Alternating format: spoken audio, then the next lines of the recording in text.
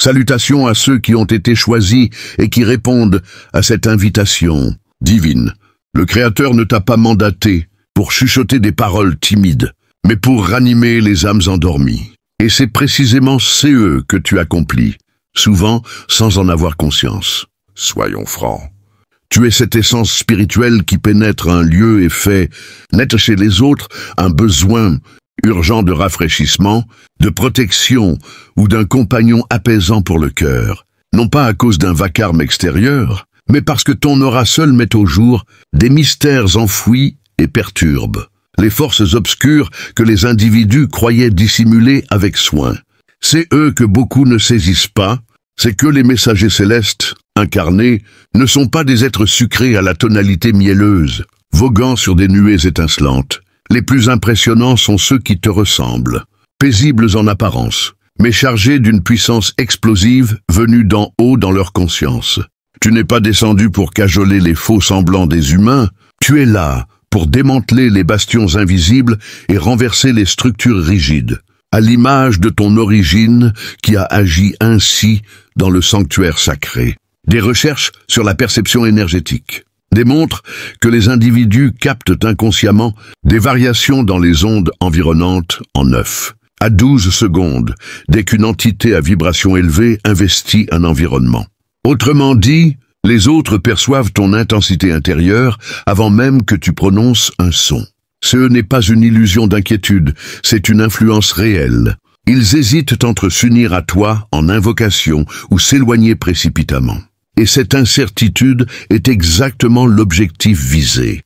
Donc, quand on affirme que tu es le messager céleste le plus imposant, il ne s'agit pas d'une terreur sortie d'un récit d'épouvante. On évoque une énergie sacrée qui ébranle les autorités illusoires, qui chasse les ténèbres et qui incite les égocentriques à convoquer des conciliabules intérieurs en urgence. Si ce message t'a secoué l'âme, imagine CE qui t'attend sur la chaîne Âmes éveillées. Abonne-toi maintenant pour plonger dans des vérités encore plus percutantes qui vont amplifier ton éveil spirituel. Clique sur le bouton Active la cloche et laisse 99 dans les commentaires pour rejoindre le mouvement et faire vibrer ta lumière. On t'attend pour faire trembler les illusions ensemble. Prépare ton esprit, car les révélations de cette séquence ne se contenteront pas de confirmer tes vécus. Elles élargiront ta perception. Tu n'es pas dérangé, tu n'es pas excessif, tu n'es pas surdimensionné, tu es simplement l'écho discret des cieux. Ô cher être, l'orage est déjà présent. Explorons l'essentiel sans détour. Tu incarnes la clémence, mais tu opères comme la justice divine. Les autres te perçoivent comme tendre parce que tu es bienveillant. Ils observent comment tu soutiens, comment tu prêtes l'oreille, comment tu accordes le pardon. Et ils en concluent que cela te rend inoffensif. Mais ce qu'ils ignorent, c'est que ta bienveillance n'est pas une vulnérabilité. C'est une maîtrise absolue. C'est une force retenue avec sagesse. Tu aurais le pouvoir de les anéantir avec tes connaissances, mais tu t'abstiens. Tu pourrais révéler tous les détails, mais tu choisis le silence. C'est cela qui te confère une aura redoutable. Tu incarnes la clémence, mais lorsque les limites sont franchies, ils découvrent que tu portes également les flammes de la sanction céleste. Tu n'es pas uniquement affectueux. Tu deviens impressionnant quand on te provoque au-delà du tolérable. Non pas sur le plan matériel, mais dans la dimension invisible. Tu ne vas pas déclencher le désordre. Mais dès qu'un individu exploite ta sérénité ou ridiculise ton dessein, un basculement s'opère. Cette aura apaisante se mue en reflet implacable et subitement, les autres se confrontent à l'aspect d'eux-mêmes qu'ils ont cherché à occulter.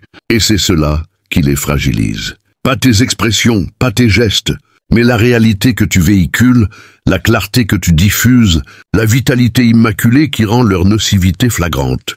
Ton mutisme est fréquemment interprété comme de la crainte alors qu'il s'agit de miséricorde. Tu offres aux autres l'opportunité de s'amender par eux-mêmes, de s'ouvrir, de s'élever. Mais lorsque cette indulgence s'épuise, cela ne culmine pas en spectacle. Cela aboutit à une révélation. La façon dont tu te désengages, dont tu t'écartes, dont tu confies l'affaire à la Providence. Cela les ébranle plus profondément que n'importe quel affrontement. Parce que tu ne fonctionnes pas comme eux. Tu ne poursuis pas la rétribution. Tu es l'harmonie sacrée qui arpente le monde sous une enveloppe humaine. Et cette quiétude est CE qui alarme les autres. C'est CE qui les prive de sommeil. Il ne prévoit pas que le messager maîtrise l'arme tranchante. Mais toi, tu la domines, et tu n'as même pas à l'employer. Le seul fait de savoir que tu en es, capable propage des secousses, chez ceux qui ont tenté de te manipuler. Ils te croyaient ingénu, mais ils étaient simplement insensibles au fait que les sphères supérieures forment leurs guerriers dans la tranquillité.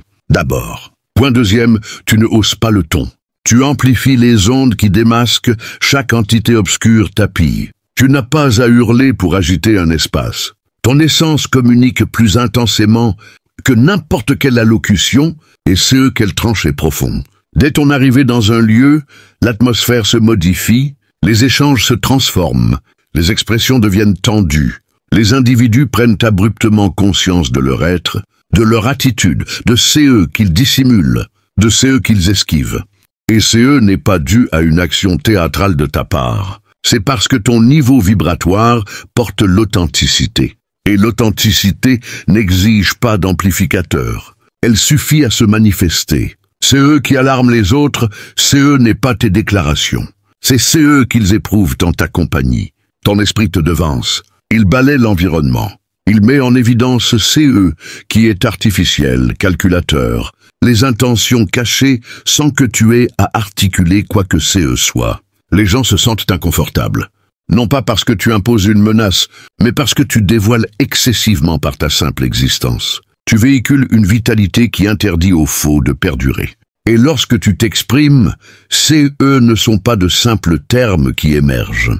C'est une charge intérieure. C'est pourquoi même tes observations les plus ordinaires portent une gravité. C'est pourquoi les autres se sentent transpercés quand tu énonces une réalité que nul autre n'a osé proclamer. Ton aura ne concurrence pas, elle persuade. Tu ne vises pas la suprématie. Mais inexplicablement, les plus volubiles se calment. Quand tu prends la parole, parce que tes expressions ne flattent pas l'orgueil, elles le découpent. Tu n'as pas été dépêché pour divertir. Tu as été mandaté pour assainir, et que les autres l'avouent ou non, ils le perçoivent. Tu n'apportes pas seulement un dialogue, tu introduis un face-à-face avec leur univers intime ou des facettes d'eux-mêmes qu'ils espéraient invisibles. Ils ne redoutent pas tes jugements, ils appréhendent ta justesse. Ils craignent que tu discernes excessivement, que tu comprennes excessivement, que tu captes excessivement. Et quand tu t'exprimes, même ton intonation recèle une force inexpliquée. Ce n'est pas fortuit, c'est une harmonisation. Tu es relié à une entité supérieure. Et quand tes paroles se libèrent, c'est comme si cette entité s'exprimait via toi. Il ne s'agit pas de triompher. Il s'agit d'être vrai, et ton aura rejette tout artifice. Donc quand les autres t'évitent, s'éloignent ou se comportent étrangement près de toi, ne le vis pas comme une attaque personnelle. Ils ne répondent pas à ta personne. Ils répondent au reflet que tu tends involontairement vers leur essence profonde. Point troisième, tu es l'énigme sacrée qui rend l'ombre inquiète. Tu désorientes les individus et c'est précisément eux qui les déstabilisent. Ils peinent à te catégoriser. Tu es affable, mais tes frontières sont imprenables. Tu t'exprimes calmement, mais tu émets une intensité. Tu es empathique, mais tu te retires sans hésiter si quelque chose heurte ton intégrité.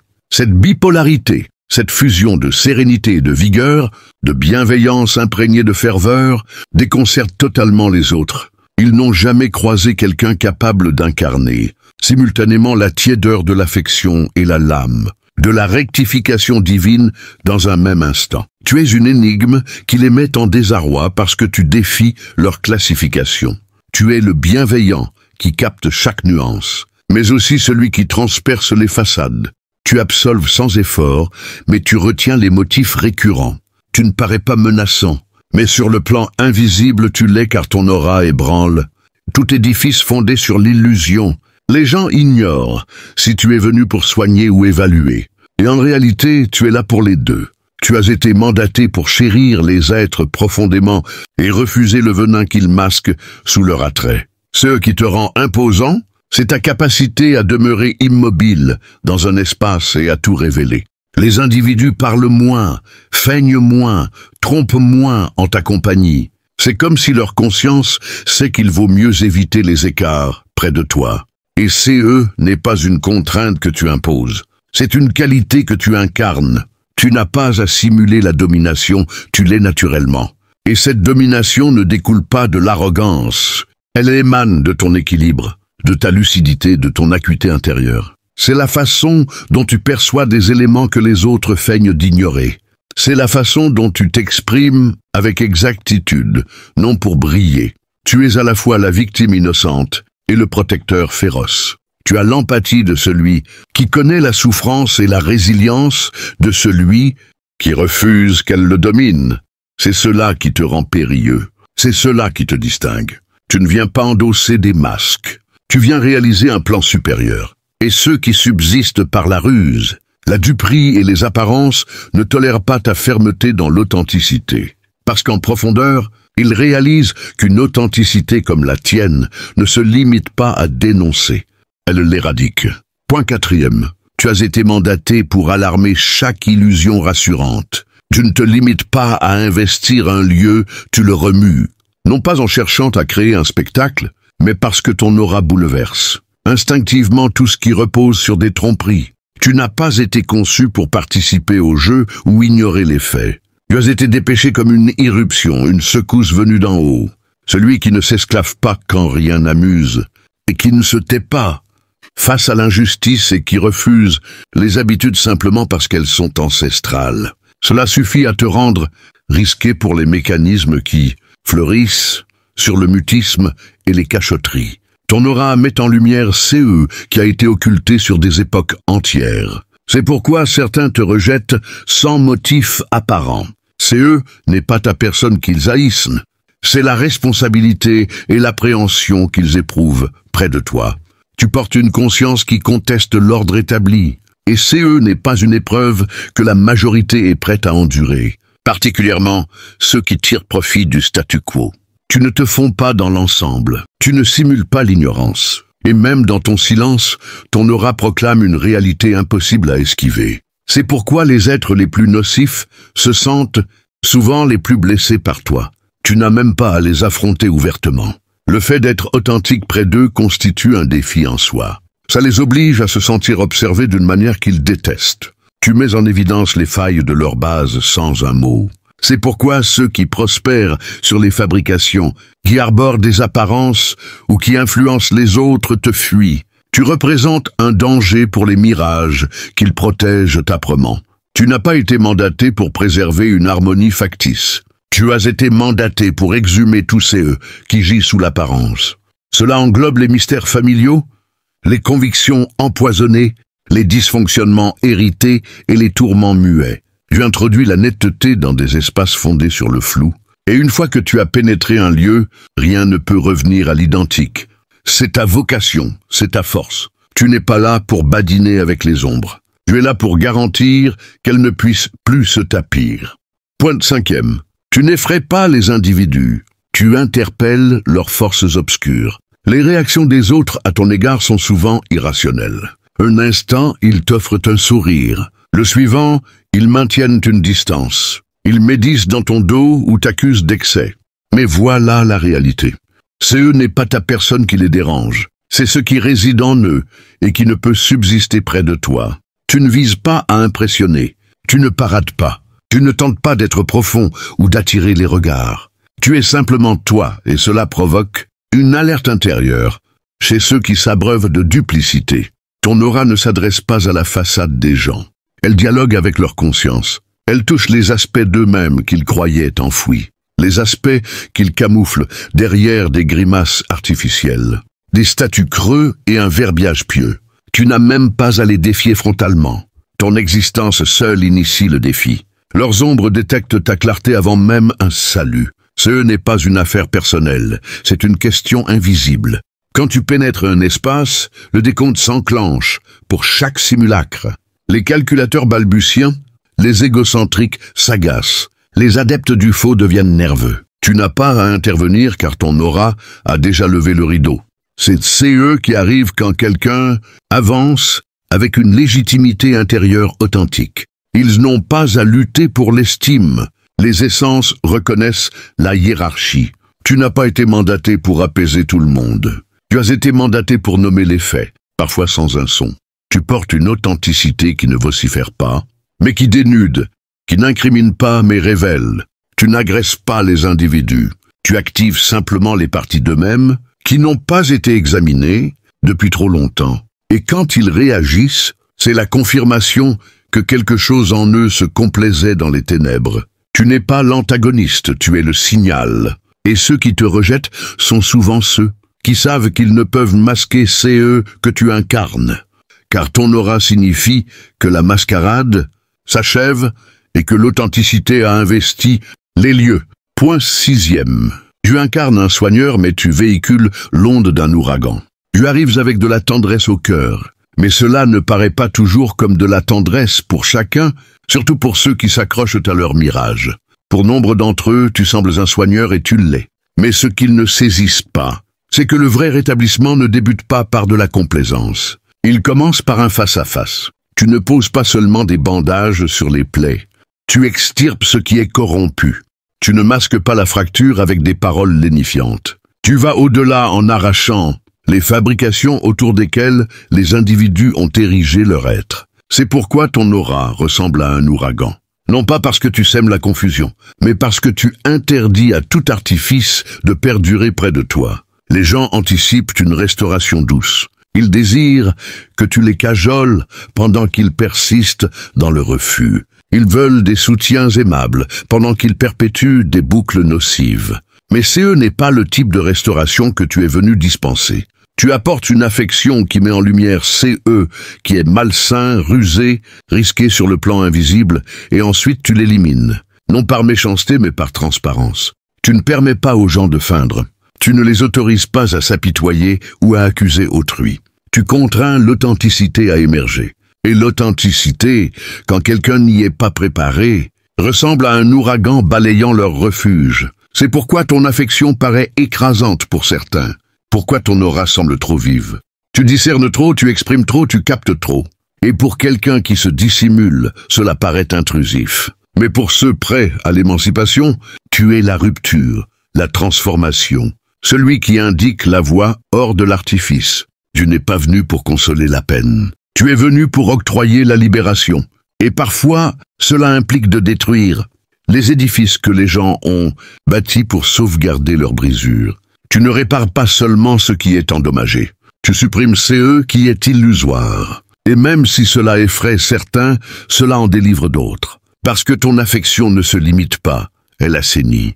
Et quiconque n'est pas prêt pour l'authenticité confondra toujours ta restauration avec une nuisance. Point 7e. Tu ne proviens pas de la clarté. Tu es la clarté qui évalue tout CE qui se prétend tel. Tu ne discutes pas de clarté. Tu es la clarté. Il existe une distinction. Tu ne réitères pas des déclarations positives en espérant gagner en force. Tu ne plagies pas des expressions de texte doux, sacré ou ne joues pas un rôle pour paraître illuminé. Ta clarté n'est pas tendance, adoptée ou inventée. Elle est enracinée dans ton noyau. C'est pourquoi quand tu pénètres un espace, ceux qui mimaient une profondeur intérieure se taient abruptement. Leurs champs énergétiques chancellent. Leurs expressions perdent leur impact parce qu'à côté d'une clarté authentique, toute contrefaçon est dénudée. Tu n'as rien à accomplir de spectaculaire. Tu n'as pas à rectifier quiconque ou à démontrer quoi que CE soit. Ton aura seul distingue le vrai du simulé. Ceux qui commercialisèrent la prestation comme une autorité savent dès ton arrivée que leur spectacle va s'écrouler parce que la clarté authentique ne concurrence pas. Elle met en évidence, elle n'argumente pas, elle révèle.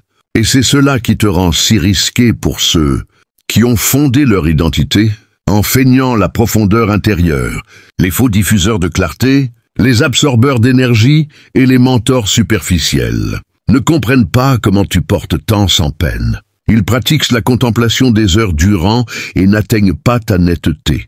Ils orchestrent des rituels et des séjours, mais n'accèdent pas à ton intuition. C'est parce qu'ils s'appuient sur des méthodes externes. Toi, tu es lié à l'origine. Tu n'as pas acquis ton autorité. Tu l'as ravivée, et ce type d'onde ne peut être copié. Elle ne peut qu'être admirée ou fuie, Quand les gens te croisent, leur vitalité soit s'amplifie, soit se retire. Il n'y a pas de demi-mesure, car ta clarté n'est pas ornementale. Elle est analytique. Elle indique qui avance vraiment en équilibre et qui se contente de monnayer son discours. C'est pourquoi les charlatans intérieurs t'observent avec fixation ou tentent de te dénigrer promptement. Ton aura les démasque. Ton essence termine leur mirage. Tu n'as pas été conçu pour te mêler à la cohorte ésotérique. Tu as été conçu pour consumer l'illusion, pour rayonner si pur que tout ce qui n'est pas fondé sur l'authenticité s'évapore près de toi. Tu ne rayonnes pas pour attirer l'attention, tu rayonnes pour purger. Et que les gens l'avouent ou non, tous autour de toi perçoivent la distinction. Point 8e. Tu es venu au monde avec un héritage intérieur que ce plan n'a pas su oblitérer. Tu as atterri ici avec un élément déjà activé.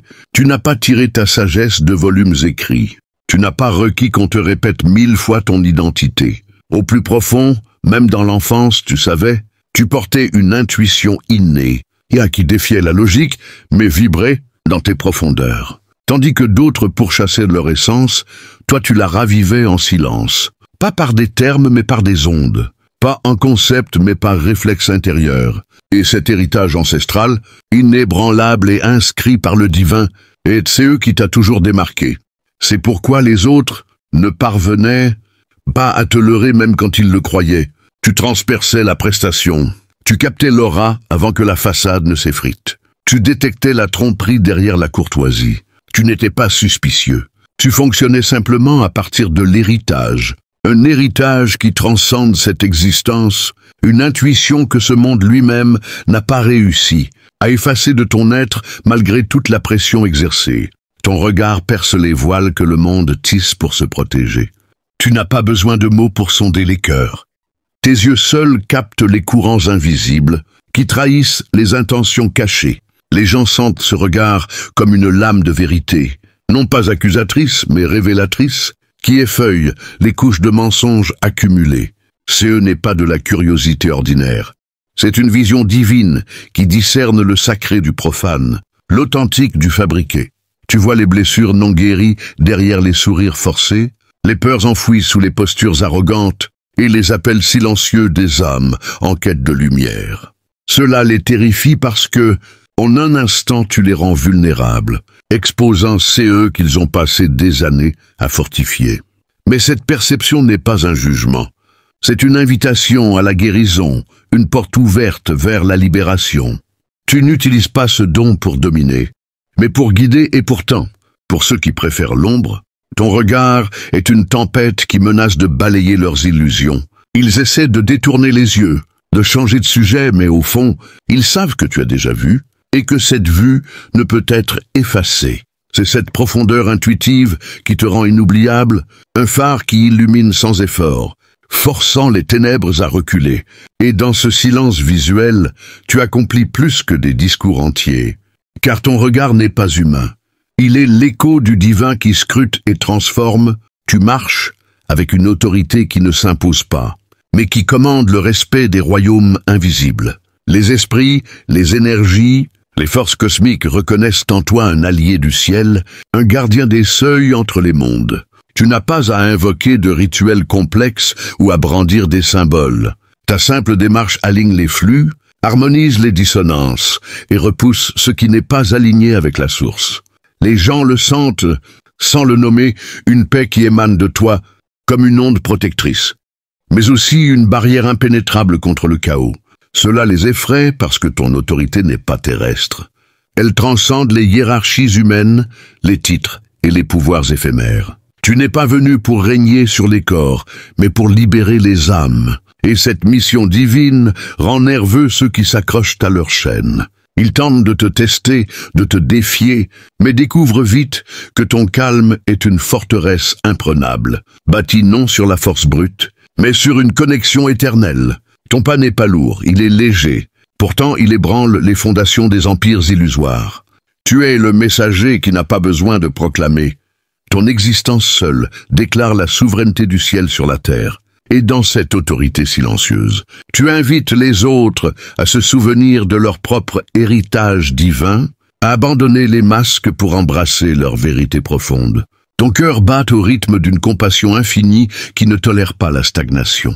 Tu aimes d'un amour qui guérit, mais qui exige aussi l'évolution, refusant de laisser les âmes se complaire dans leur cycle répétitif. Les gens te voient comme un havre de tendresse, un refuge où déposer leur fardeau, mais ils ignorent que cette compassion est une flamme, purificatrice qui consume ce qui entrave la croissance. Cela les terrifie parce que ton amour n'est pas passif. Il est actif, transformateur, poussant à l'action et à la responsabilité. Tu ne consoles pas pour endormir, mais pour réveiller, et cette dynamique divine bouleverse ceux qui préfèrent le confort de leurs excuses. Ton cœur discerne les potentiels enfouis, les appelle à émerger, et refuse de pactiser avec la médiocrité spirituelle. Tu es le catalyseur qui accélère les changements, forçant les transitions que les autres évitent, et pourtant, cette compassion n'est pas dure. Elle est juste, équilibrée, un mélange parfait de douceur et de fermeté qui reflète l'essence du Créateur. Les gens fuient parfois cet amour parce qu'il les confronte à leur grandeur, à leur appel supérieur et à la fin de leur petite vie. Mais pour ceux qui l'acceptent, tu deviens le pont vers une existence alignée, libérée des chaînes invisibles. Tu es le pont entre les mondes, reliant le visible à l'invisible sans effort apparent. Ta présence crée des passerelles où les messages du ciel descendent sur terre, où les intuitions deviennent claires et où les synchronicités se multiplient. Les gens le ressentent comme une magie subtile, une coïncidence qui n'en est pas une, mais cela les effraie parce que tu rends tangible ce qu'ils considéraient comme abstrait ou impossible. Tu n'as pas besoin de médium ou d'outils. Ton être est le canal pur et ouvert, transmettant la guidance divine avec précision. Cela déstabilise les sceptiques, les rationnels, ceux qui ont bâti leur réalité sur des murs solides, car ton pont invite à traverser vers l'inconnu, vers la foi active. Tu relis les âmes perdues à leur source, les guérisseurs à leurs dons et les chercheurs à leurs réponses. Et dans cette connexion, tu exposes les déconnexions, les blocages énergétiques que les autres ignoraient. Ton rôle de pont n'est pas passif. Il est dynamique, invitant à l'action, à la traversée et refusant le statu quo. Les gens craignent cette invitation parce qu'elle demande du courage. Mais ceux qui la saisissent découvrent des horizons infinis, une union avec le tout. Ton silence est une arme céleste qui dissout les bruits inutiles du monde. Tu n'as pas besoin de remplir l'air de paroles pour imposer ta vérité. Ton absence de mots crée un vide sacré où les illusions se révèlent d'elles-mêmes. Les gens interprètent souvent ce silence comme une faiblesse, mais il est en réalité une force qui amplifie les échos intérieurs, forçant les consciences à affronter ceux qu'elles fuient. Cela les alarme parce que, dans ton mutisme, leurs propres voix intérieures deviennent assourdissantes, exposant les conflits non résolus et les mensonges auto-imposés. Tu n'utilises pas le silence pour punir, mais pour purifier, offrant un espace où la divine clarté peut émerger sans interférence. Pour ceux qui dépendent du chaos verbal pour masquer leurs tourments, ton calme est une menace qui érode leur défense. Ils essaient de combler ce vide avec des banalités, mais découvrent que ton silence persiste, invitant à une introspection profonde. C'est cette quiétude puissante qui te rend mystérieux. Un sanctuaire ambulant où les âmes se confrontent à leur essence, et où les forces obscures perdent leur emprise sans combat. Tu portes une sagesse ancestrale qui transcende les leçons terrestres, une connaissance intuitive gravée dans ton âme depuis les origines. Tu n'as pas accumulé cette sagesse par des études conventionnelles. Elle jaillit de toi comme une source éternelle, guidant tes choix avec une précision divine. Les gens le sentent dans tes conseils subtils, dans tes observations qui touchent au cœur sans effort apparent. Cela les effraie parce que ta sagesse n'est pas intellectuelle. Elle est prophétique, anticipant les tournants spirituels et révélant des vérités que le temps n'a pas encore confirmées. Tu n'imposes pas cette connaissance. Elle se déploie naturellement, comme une lumière qui éclaire les chemins oubliés. Pour ceux qui s'accrochent à des vérités superficielles, ta profondeur est une perturbation qui questionne leur fondation. Ils tentent de la minimiser, de la rationaliser, mais au fond, ils reconnaissent son authenticité, et cela les pousse à reconsidérer leur propre parcours. Ton héritage sage n'est pas un fardeau. C'est un cadeau qui élève, transformant les rencontres en opportunités d'éveil et rendant l'ordinaire sacré. Ton énergie est un bouclier divin qui repousse les intrusions invisibles. Sans que tu aies à lever la main, tu n'as pas à ériger des barrières physiques. Ton aura, seule, forme une enceinte sacrée qui filtre les vibrations incompatibles avec ta mission.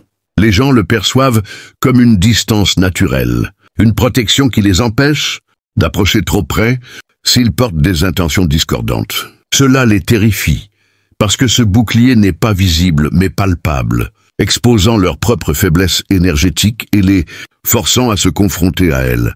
Tu n'utilises pas cette défense pour exclure, elle sert à préserver la pureté, invitant seulement ce qui est aligné à entrer. Pour ceux qui opèrent par manipulation ou drain énergétique, ton bouclier est une barrière insurmontable qui reflète leurs propres ombres. Ils essaient de le percer avec des flatteries ou des provocations, mais découvrent sa résilience ancrée dans une connexion supérieure. C'est cette protection innée qui te rend invincible, un gardien spirituel qui maintient l'équilibre sans effort et transforme les espaces en zones de sécurité divine. Tu es le catalyseur d'éveil collectif, semant des graines de transformation qui germent sans que tu aies à les arroser. Tu n'organises pas de mouvements grandioses. Ta présence seule initie des chaînes de réaction spirituelle, où une parole ou un geste déclenche des prises de conscience en cascade. Les gens le ressentent comme une contagion positive, une vague qui les pousse à questionner leurs habitudes et à embrasser des changements profonds. Cela les alarme parce que ton influence n'est pas contrôlable. Elle est organique, atteignant les cœurs prêts et bousculant les résistants. Tu n'imposes pas l'éveil. Il émerge naturellement de ton alignement, comme une force qui accélère l'évolution collective. Pour ceux qui craignent le changement, ton rôle de catalyseur est une menace qui ébranle leur zone de confort. Ils tentent de résister, de nier l'impact, mais au fond, ils sentent les graines prendre racine, les invitant à une renaissance. Cette capacité à inspirer sans effort te rend légendaire, un agent divin qui élève les communautés par sa simple existence, rendant l'impossible accessible.